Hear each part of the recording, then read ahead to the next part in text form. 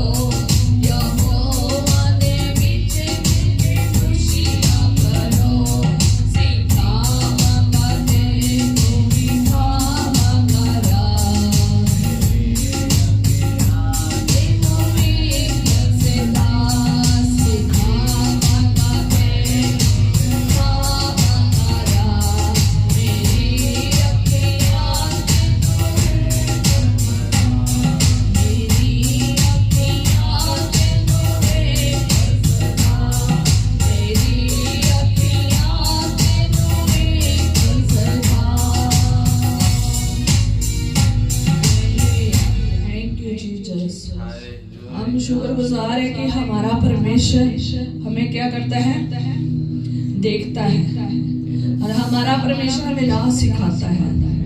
सचमुच जब हम मसीह में चलते हैं तो हम सही राह पे आ जाते हैं। हम पहले बिगड़े हुए राहों पर चलते थे जब हम संसार में थे, जब हम शरीर की तरह सोचते थे, जब हम सांसारिक रीति की तरह सोचते थे। हम उस राहों पर चल रहे थे जैसे संसार चल रहा है, जैसे उनके समझ है, अकल है, जैसे उनका प्रेम, बुद्धि है, आनंद है, हम वैसा चल रहे थे। लेकिन जैसे ही हमने खुदा का राह सीखा है, हमारे समझ, बुद्धि, ज्ञान बदल गई।